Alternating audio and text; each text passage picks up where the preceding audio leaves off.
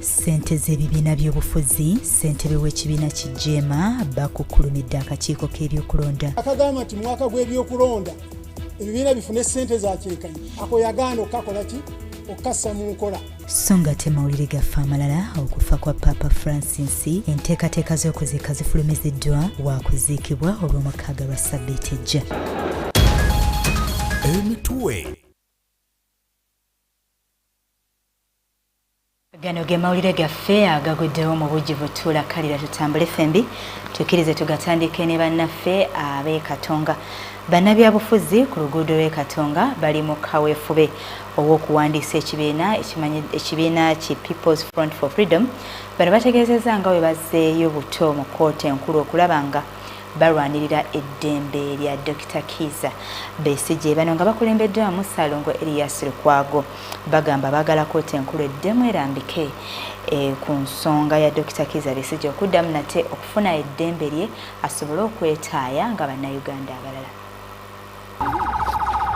Dr. Kiza Besigye n'omuyambi we Obedi Lutale bakwatibwa ennaku z'omwezi 16 omwezi ogwa Novemba omwaka oguwedde mu ggwanga erya Kenya era nga wetwogerera bakyagenda maaso n'okuttunga n'emisango egyabateekebwako.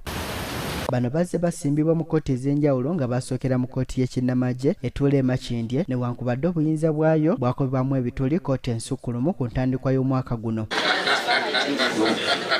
Oluvannyuma lw'okuyimirizibwa kwa kkooti y'ekinnamagye bano baasalawo okunoonya obwenkanya mu kkooti y'abantu ba bulijjo era Dr. Kiza Besigye ne munne Obedi Lutale okuyita mu bannamateeka baabwe bawaayo okusaba kwabwe okw'okuweebwa akakalu ka kkooti wabula kino tekyasoboka. Batye Kenya ne bajja Uganda tebayise na mu immigration. Ensala y'okuwa bano akakalu yakolebwa ng'ennaku z'omwezi 11 omwezi guno era omulamuzi Rosette Kania ye yali musango guno ng'ono obutabawo akakalu yeesigama ku nsonga ez'enjawulo omuli n'okubeera ng'omusango guno eno mukulu nnyo nga singa bayimbulwa banditaataganya okunoonyereza. Indicate that the application for bail is denied on this occasion because there is a likelihood that the applicants, if released on bail while investigations are ongoing, owing to the grave nature of the offence, may fall prey to the temptation to interfere with the investigation. Kati kantu kamuko Rosette Kania yesibako nti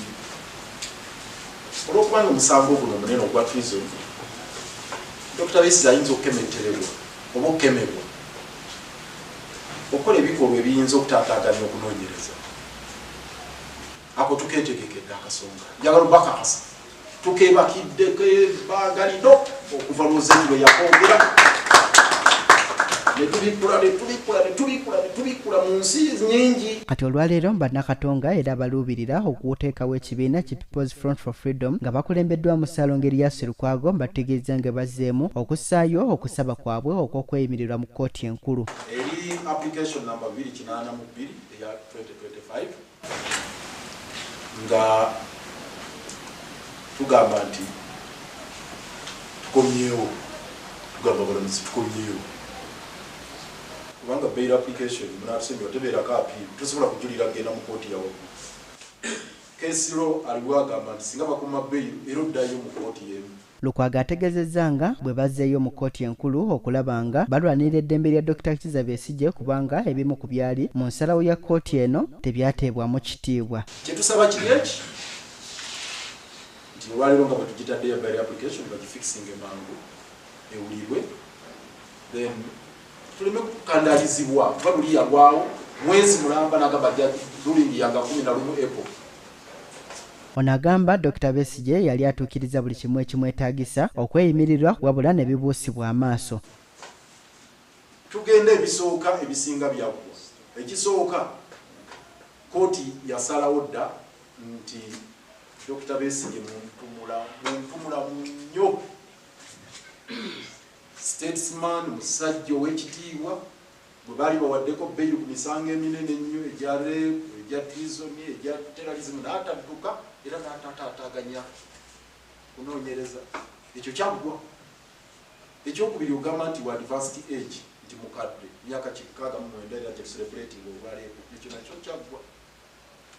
Ekyokusatu kwe kuba nti alina abamweyimirira ab'obuzinzi kyagwa onalebo mwijike onalebo kamala. Mu ngeri yemu ne bannakibiina kijeema okuyita mu ssentebe waabwe Haji Kibirige Mayanja balaze obutali bumativu bwabwe olw'engeri Dr. Kizza Besigye ne munne gye bakwatiddwamu ne bakandaalirizibwa mu kkomera. Ate era ne bagaana okumuta, ate ne bamuteeka mu kooti zino eza bulijjo, ate ne bagaana okumuwa bbeyiru ng'ate tewaliwo nsonga ddala etegeerekeka emusibya. Tuvumirira nnyo obulyazaamaanyi Dr. Besigye afune obwenkanya ateebwe talina musango. Ono era agamba nti ne bannakibiina ki NUP abakwatibwa mu kalulu ak'omwaka 2021 basaanidde okuyimbulwa. Abantu abo bateekwa okufuna obwenkanya bateebwe awatali kondishoni yonna. Kyokka bannakatonga bategeezezzanga n'olunaku olwaleero bwe lubadde olw'enjawulo eri obulamu bwa Dr. Kizza Besigye oluvannyuma lw'okubanga lwe yazaalibwako era bano basazeewo okumusalira keeki awamu n'okusimba omuti ku kitebe kya PFF ng'akabonero ak'okumujagulizaako.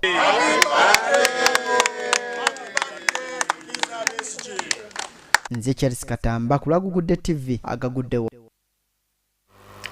Webale nnyo Charles Katamba wetukuŋŋaanyiriza eggulire lyo nga tukyali ku nsonga z'ebyobufuzi.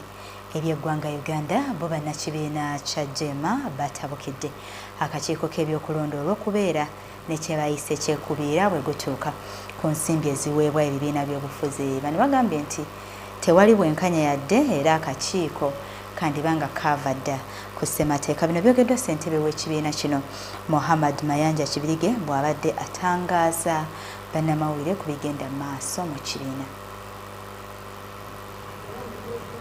Ssenkagale w'ekibiina kijema Asumani Basaalirwa gye bavuddeko bwe yali mu kakiiko ka Paalamenti akavunaanyizibwa ku by'amateeka yatuuse okwemulugunya kwe ku nsonga y'ensimbi eziweebwa ebibiina ebyobufuzi ng'agamba nti abaziga bandiba nga baava dda ku nnono kubanga waliwo obutali bwenkanya bwekituuka ku kugabanya ensimbi zino. Nti mu mwaka gw'ebyokulonda ebibiina bifune ssente za kyenkanyi ako yagaana okukakola ki okukassa mu nkola. Ensonga eno n'olwaleero mu lukuŋŋaana lwa bannamawulire olutuuziddwa ku kitebe kyabwe ekisangibwa Mengo, ssentebe ow'ekibiina kino Muhammad Mayanja Kibirige tagibuusizza maaso.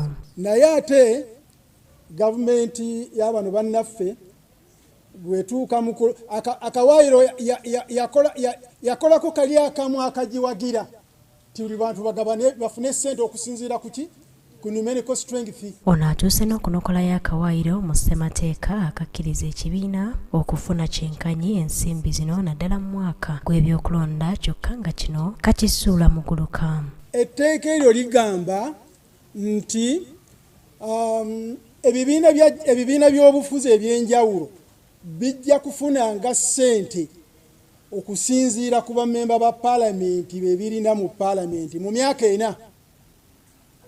Naye omwaka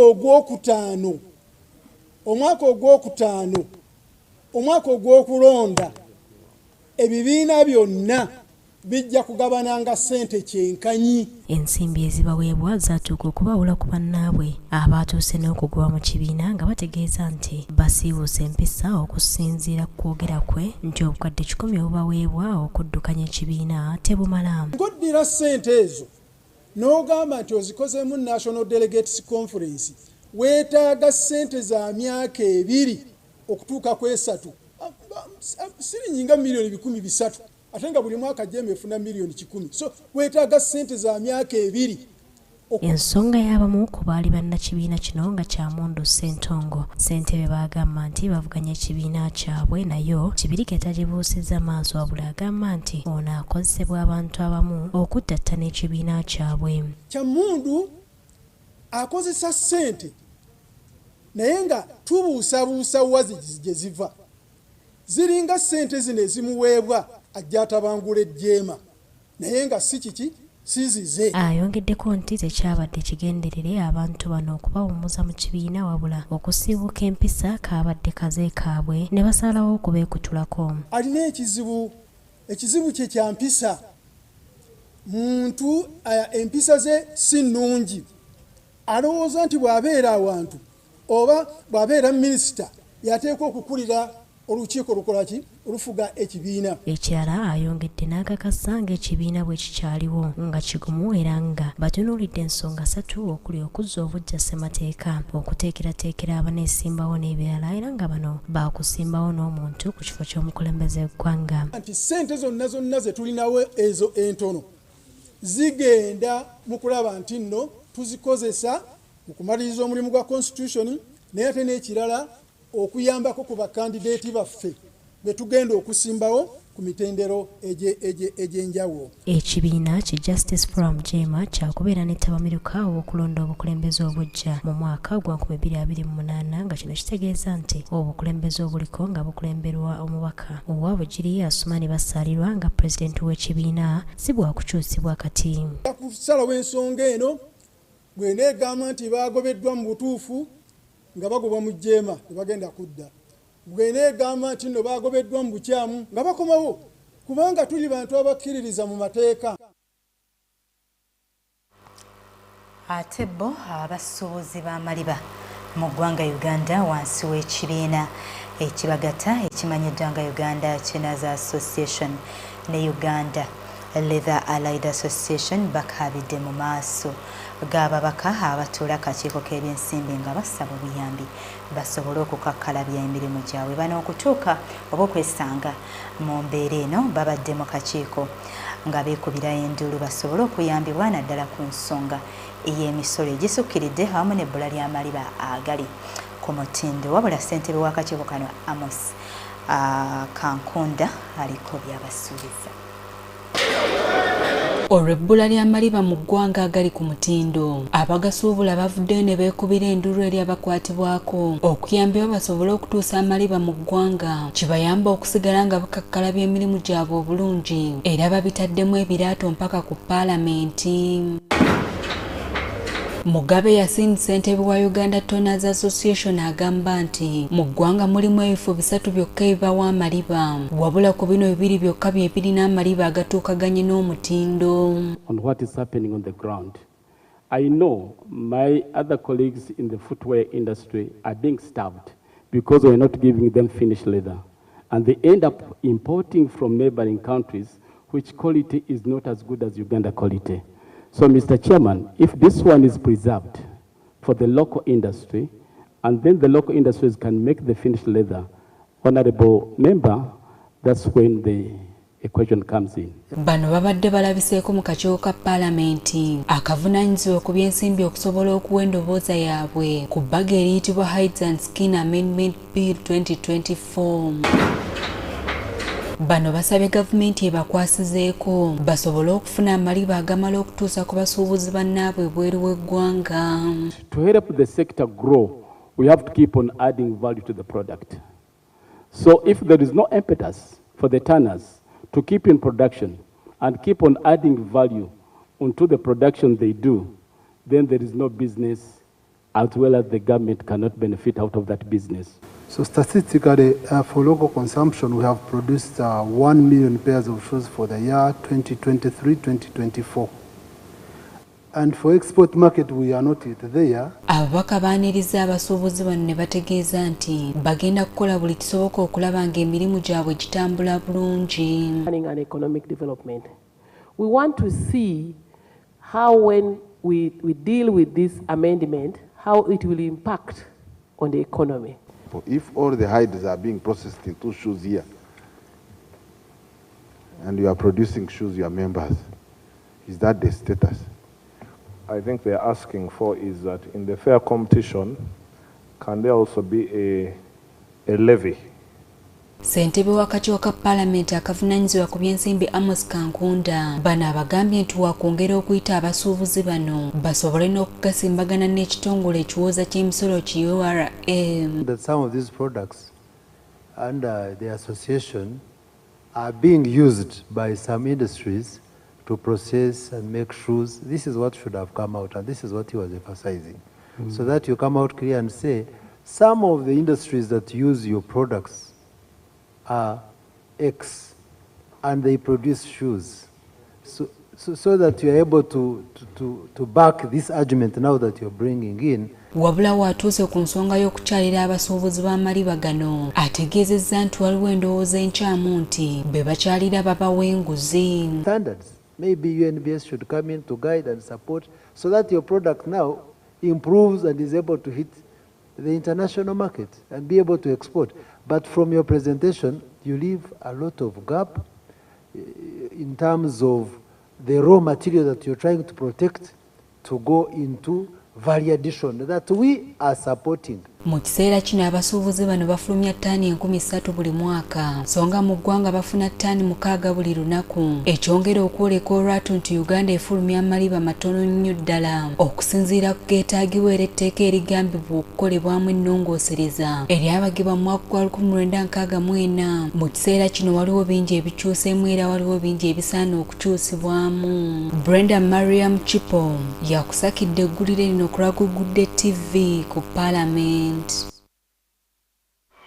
Webale nnyo Brenda Mariam Chipo otukuŋŋaanyiriza ebifudde eruuyi eyo. Ate bo bannakibiina kya National Unity Platform abaagala okwesimbawo basabiddwa okukuyega abalonzi be baagala okukulembera mu kifo ky'okwesiba ku bakulu ku kitebe, kubanga abalonzi be bagenda okusalawo ani anaweebwa kaadi y'ekibiina. Bino byogeddwa ssenkagale w'ekibiina kino Robert Kyagulanyi Ssentamu wabadde asisinkanye abakulembeze ba Konga mu Buganda, kyokka n'abakulembeze abaalondebwa ne baweebwa kaadi gye buvuddeko ey'ekibiina, wabula ne bafunamu obutakkaanya n'obukulembeze. Nabo baweereddwa omwezi gumu gwokka nga beetunze. Gye buvuddeko ekibiina ki National Unity Platform kyatandika kakugegewo okusisinkana abakulembeze ba Konga mu bitundu by'eggwanga eby'enjawulo, era bano baasembayo n'eyiganga ssabbiiti entono emabega ng'ab'ebyokwerinda tebannabagaana kugenda mu maaso ne kaweefube waabwe.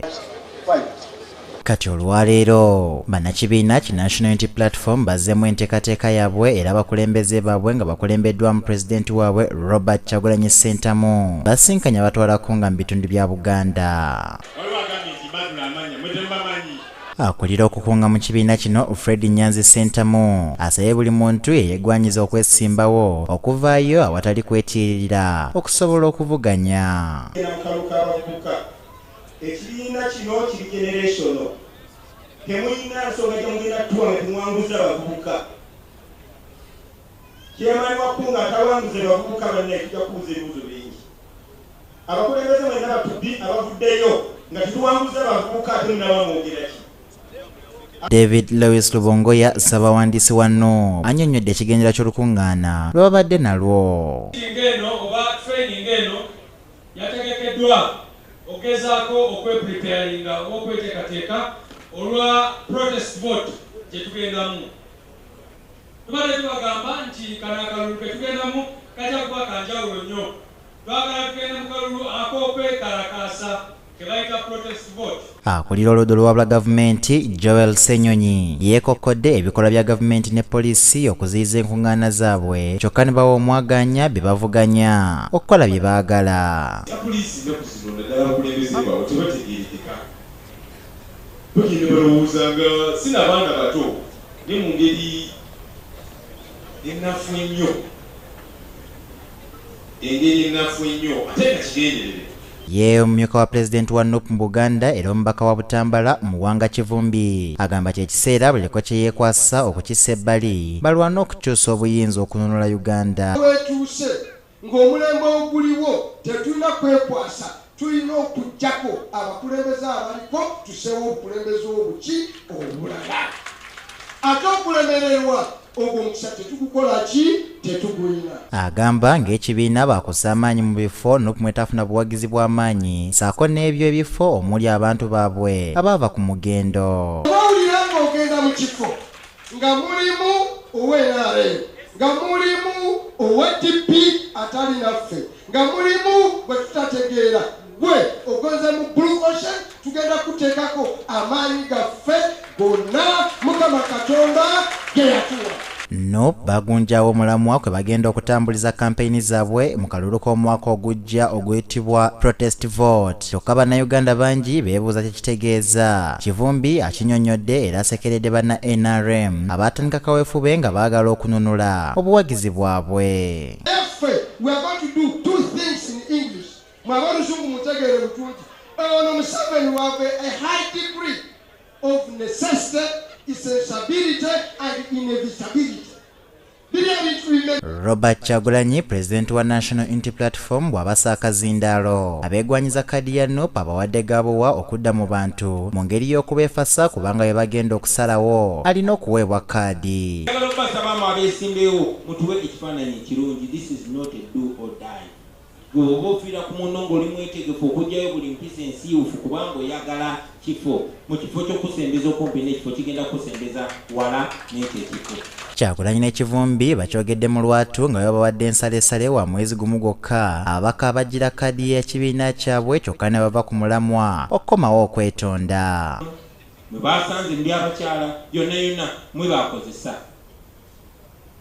So njagala okubasaba mu abakulembeze mu communicating eri abantu bammwe nti abakulembeze baano bonna tebaagulibwa, waliwo abaagulibwa era tubasindikire ng'enswera ensi bw'egenda n'omulambo muki Montana. Agamba omulundi guno si bakuddamu kumala galonda muntu yenna okubakwatira bendera okuvuganya ku kadi ya NUP nga bwe gwali mu kulonda okwaggwa kubanga leero babadde n'obudde bungi okwetegereza buli muntu. Tetusobola kulimbagana nti tugenda kutereza embeera nga tetumanyi kikyamu. What is wrong? Kiki mwagala okutereza? Understand the plight of the region where you come from. Mwe abava mu kitundu kya Buganda kino njagala nnyo mu understanding pain n'ennaku y'abantu bammwe oba ekitundu kyammwe. Ekibiina ki National Unity Platform otwogerera nga kyekisinga obuwagizi bwe gutuuka ku bibiina ebiri ku ludda oluvuganya gavumenti nga kino kirina ababaka 57 era nga n'akulira abavuganya palamenti Joel Ssenyonyi yalondebwa kyo mboze ne kusakidwa Adolf Semata ku Agagudde TV agaguddewo. Webale nnyo Adolf Semata otukuŋŋaanyiriza eggulire eryo mu kaseera kano tukkirize tukutuuseeko olugero lwafuna ku lwaleero nga kwotadde n'amakulu gaalo. Olugero mu Agaguddewo. Atemye amaaso ayogeza bigere bye abaggula n'engalo ze. Amakulu omuntu ateesa obubi asindika obubonero obukyoleka eri bakolagana nabo naye ate eri oyo gw'ayagala okutuusaako akabi tamanya kukutuusaako ng'akabi kamutuukiddeko ddala. Engero 6 olunyiriri olw'13. Olugero mu Agaguddewo. Eddakiika ziri 23 ezaakeegana essaawa emu y'akawungezi. Akulunaku lwaleero tukkirize tukuwummuzeemu katini nkomewo n'ekitundu ekyokubiri tovaawo.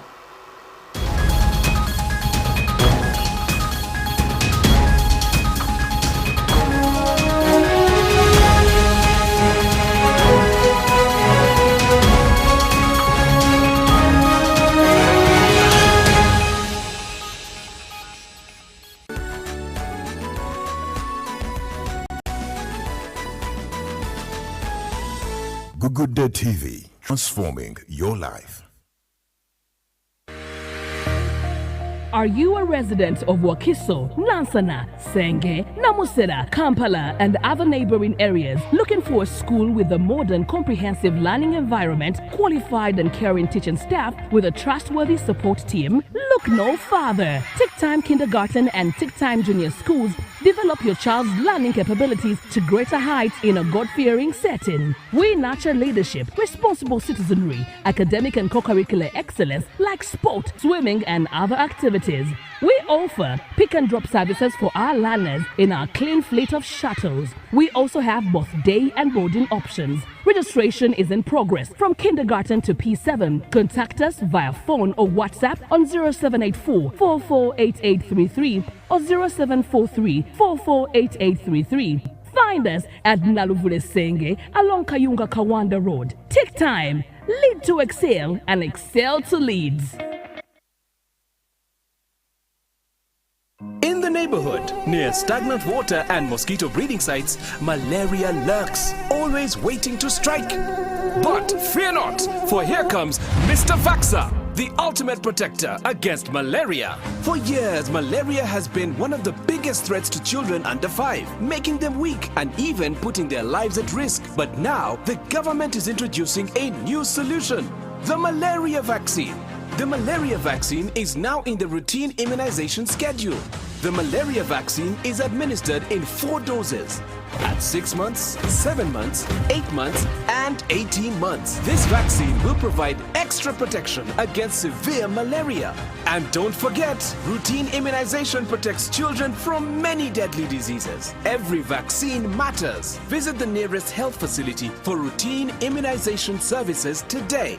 Mr. Vaxxer, the malaria vaccine is free, safe, and ready to protect our children. Will you join the fight and complete all 4 doses? For more information, call the Ministry of Health on 0800 100 066. This message is brought to you by the Ministry of Health. Life is a race, not against others, but for a purpose greater than yourself. Every step you take matters. Every decision you make can change the course of someone else's journey. At Makere Full Gospel Church, we are running a race too. A race to purchase land next to the church compound so as to expand our parking space and build more infrastructure for God's work. With your purchase of Run Your Race book, authored by our very own Pastor Fred Wantanti, for just 30,000 Ugandan shillings, you're not just buying a book, you're joining the race. All proceeds from the book sale will go toward purchasing the land. Together, we can build a legacy that will last for generations. Buy your copy today and let's run the race together.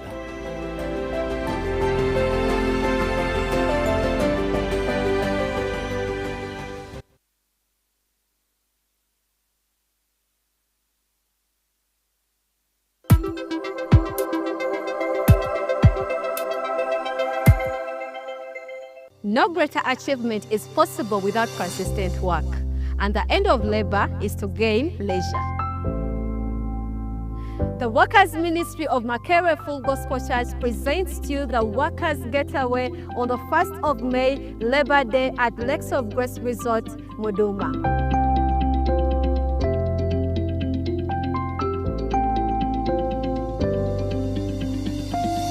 At a fee of only 60,000 shillings, and this caters for transport, breakfast, a delicious buffet, and games. Our guest speakers are Pastor and Mrs. Setuba with the theme, The Right Investment Choices. Do not miss. Remember, our Workers' Year theme is Building a Lasting Legacy from the book of 1 Corinthians chapter 3, verse 13.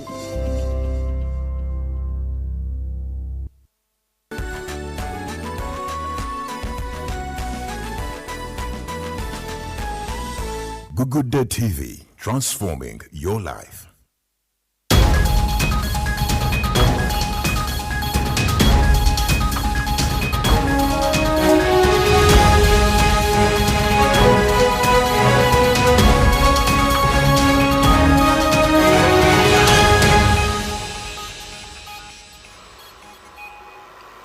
Mukulikeyo mukuumulamuko mwebale kusigala nga mwekomedde ku Agagudde TV kitundu kyakubiri ekyamaire gaffe Agagudde wakawungeeza ku lunaku olwaleero era tugenda kitandika n'emboozi eza Papa Francis. Bannayuganda naddala bannabyabufuzi basiimye emirimu n'obuweereza bw'abadde paapa w'enzikiriza y'abakatoliki Papa Francis yavudde bulamu bw'ensi olunaku olw'eggulo ku myaka egy'obukulu 88. Bano okuli Salongeri Yasirukwaga akulira bannakatonga ne ssentebe w'ekibiina kya Jema Muhammad Kibirige bagamba nti waliwo bingi ebirungi ebikoleddwa Papa Francis era ng'abakulembeze basaanidde okubaako bye bamuyegerako. Modo particolare a favore dei più poveri ed emarginati. Neje buli eno abakkiriza mu nzikiriza y'abakatoliki okwetooloola ensi yonna bakyagenda mu maaso n'okungubaga oluvannyuma lw'okufa kw'abadde omukulembeze waabwe Papa Francis olunaku lw'eggulo.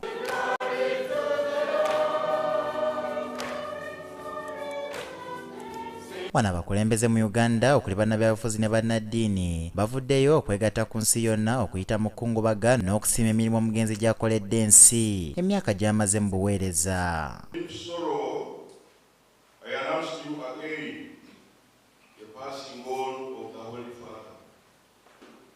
I think the leader of the biggest institution in the whole world. Tujja kumusalirwa nnyo nga Mukama Katonda amujjuludde naye tumwebaza olw'ebyo byonna byakoze. Bano nga kwe kulina akulira bannakatonga Elias Lukwago era asinzidde ku yafeesi zaabwe n'ategeeza ng'omugenzi bw'abadde omusale mu kulwanirira emirembe. Ayagadde nnyo abanaku n'abasembeza era alwaniridde nnyo kye bayita social justice bwe bwenkanya banyikoti n'alwanirira nnyo n'eddembe ly'aba migrants abantu ababundabunda omutwalidde ne ba refugees.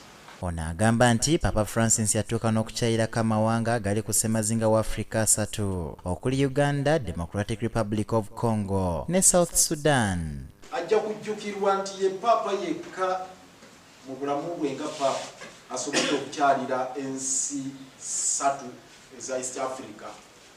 Kyokka Lukwago akiikidde ensinga omukulembeze wa Amerika Donald Trump olw'ebimu ku ebyo byazze asalawo nga biziika entuuyo z'omugenzi ate ng'olunaku lw'eggulo yavuddeyo n'amukungubagira. Tubanga tetukwenyakwenya Papa Francis byatukoledde kubanga tebamukwenyakwenya batuukirize ebyo byabadde yettabira.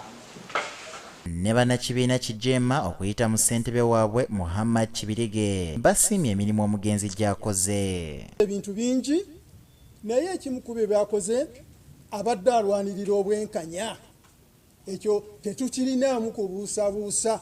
Kibirige ategeezezza nti waliwo ebintu bingi ebitagenda kwerabirwa ku mugenzi era ensi efiiriddwa omuntu ow'omugaso. Naye omu ku abo ababadde balumirwa okulaba nti nno abantu b'e Palestine ababonaabonyezebwa bafuna eggwanga eryetongodde. Mu ngeri y'emu ekaseesa omusumba waayo Aquinas Kibira Kambale ne bannaddiini abalala bakungubagidde omugenzi. Scope of ours has been very active in faith.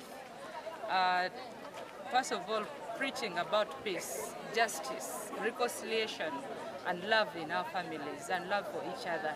Bishop Aquinas Kibira Kambala agamba nti omugenzi abadde muntu alwanirira abalala n'okulwanyisa obwavu. Always called upon us, his followers, the believers in Christ, the whole Catholic Church, the whole world,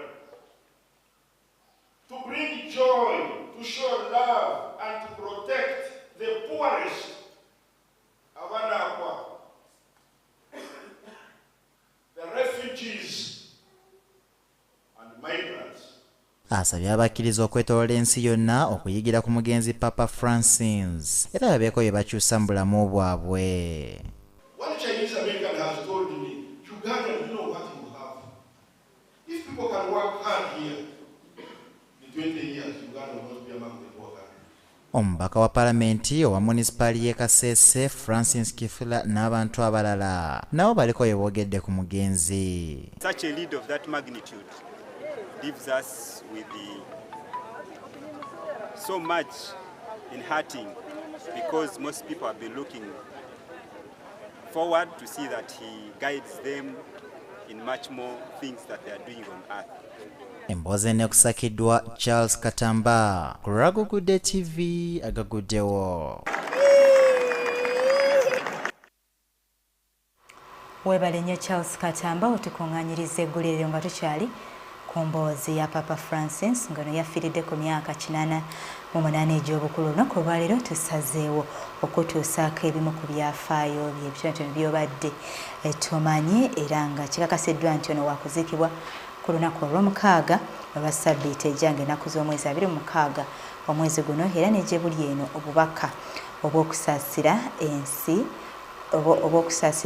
olw'okufa kwe bukyagenda maaso katubifune.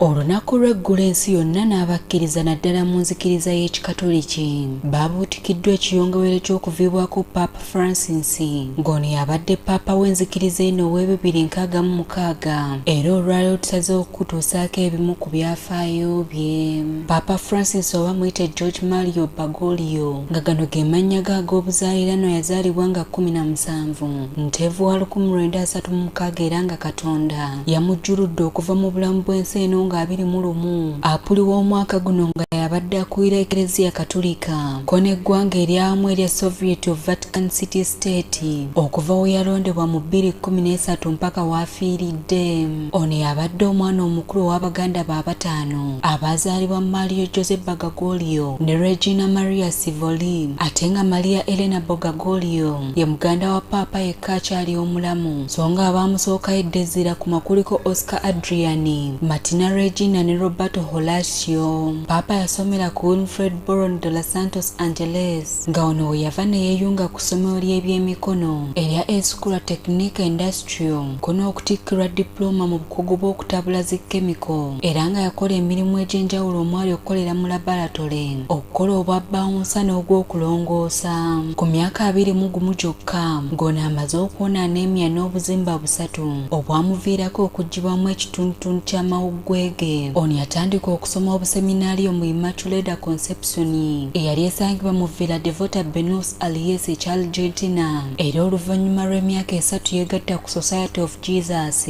ng'oluvannyuma lw'essomo lya Humanity mu Santiago ekya Chile yafuuka omujosi nga 12 ogwokusatu gwa 1960, ng'olwava ano yeegatta ku nsoma y'endowooza z'abantu gye yasomera mu San Jose okuva mu 1964 okutuuka 1965. Ono ye Paapa yasookera ddala okuva mu nkola emanyiddwa nga Just Order, n'okuba nti yasookera ddala okuva mu Bamerika Abalatini abava mu Southern Hemisphere, kw'otadde n'okuba nti yakulira bweru wa Bulaaya okuva ku Paapa eyali yasembayo mu kyasa eky'omunaana Paapa Gregory II. Ono yafuuka omusumba w'Abakatoliki mu 1969, ate mu 1973 mpaka 1979 ye yali pulezidenti w'abajetisi ow'ekiseera mu Argentina, wabula n'agenda mu maaso n'okufuuka ssaabasumba w'eggwanga lino mu mwaka gwa 1998. Ate mu 2001 Paapa John Paul II n'amufuula kalidinaali. Oluvannyuma lw'okulekulira kwa Paapa Benedict ow'e-14 nga 28 ogwokubiri gwa 2013 akakiiko akalonda bapaapa mu Vatican kalonda Paapa Francis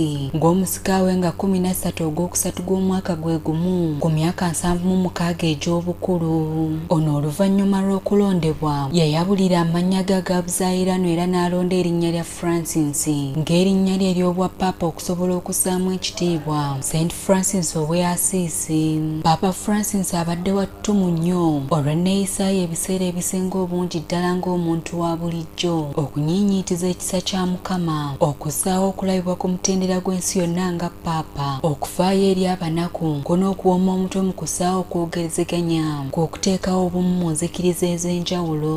Ono era waakujjukirwa nnyo olw'okuba nti enneeyisaayo mu bulamu bw'abadde ayawukanira ddala ne bapaapa be yaddira mu bigere okugeza. Ono yalonda kuwangaalira mu nnyumba ya Martha, ate era abadde musaale mu kussaawo amaanyi mu kulwanyisa enkyukakyuka y'embeera y'obudde, ng'avumirira ebyo ebyonoona obutonde ko n'okukulembera enteekateeka z'okubuzzaawo, nga kuno kw'oteeka n'okuvumirira ekibonerezo ky'okufa n'abakyala abajjamu embuto nga bwe bitali bya Bwakatonda.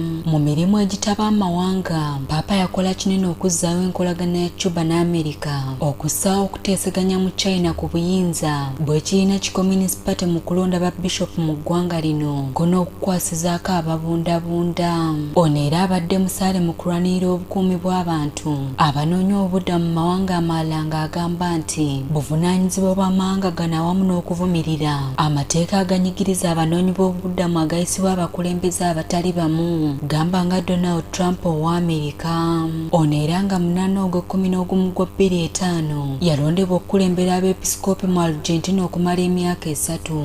Wadde nga Paapa Francis nga yakalondebwa ku bwa Paapa, emikutu gy'amawulire mingi kyategeeza ng'ono bwe yali asoose okubanga tava mu Bulaaya kino si bwe kyali, era nga yabadde Paapa ow'e-11 okuva ku Gregory II eyali ava mu Syria nga yafa mu mwaka gwa 741, era emikolo gy'amatikkira ga Francis gyaliwo nga 19 ogwokusatu gwa 2013 mu kibangirizi kya St. Peter's Square.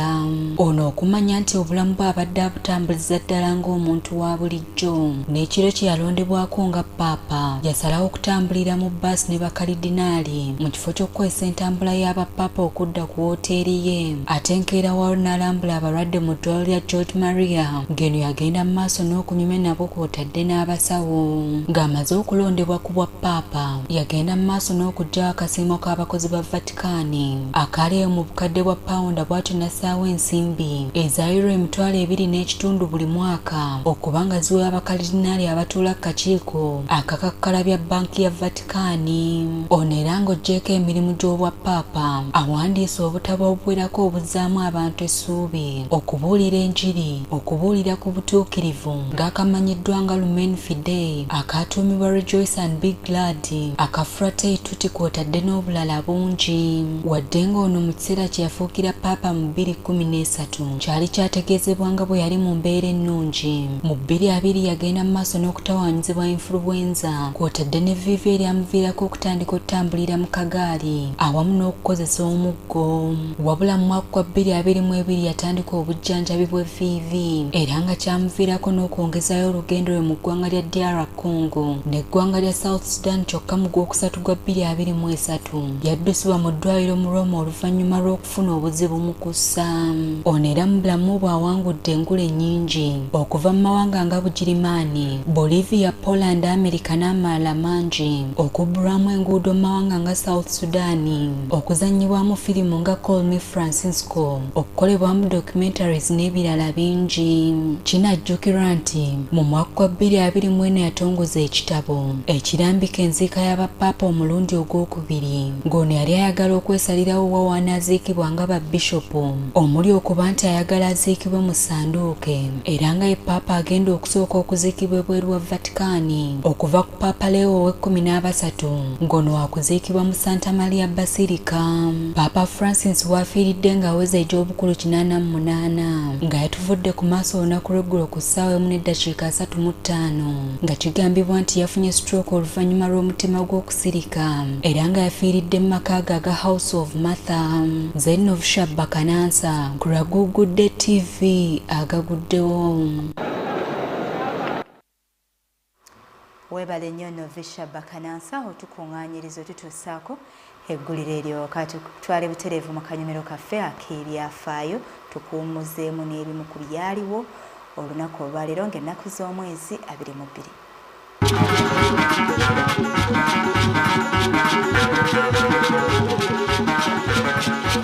Leero mu waliwo ebutinga ennaku z'omwezi 22 omwezi ogwokuna mu mwaka 1960 abantu abaswa mu 500 ne bawambibwa oluvannyuma lw'okulangirira ekiseera k'akazigizigi mu ggwanga lya South Africa. Ebyafaayo biraga nti okulangirira kuno kwakolebwanga wakati ennaku 9 oluvannyuma lw'ekitta abantu ekya Sharperville Massacre ekyafiiramu abasoba mu 6. Kati emyaka giweze 65 bukyanga bino bibaawo.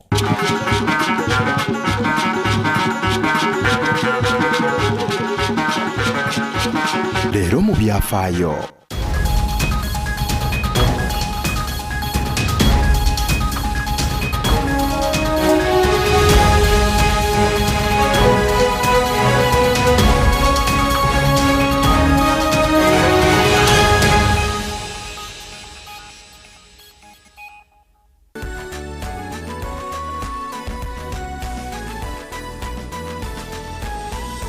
Agagudde TV, transforming your life.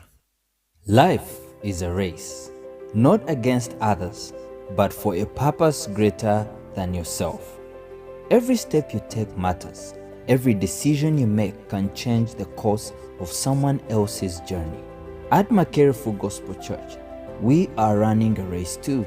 A race to purchase land next to the church compound so as to expand our parking space and build more infrastructure for God's work. With your purchase of Run Your Race book, authored by our very own Pastor Fred Wantanti,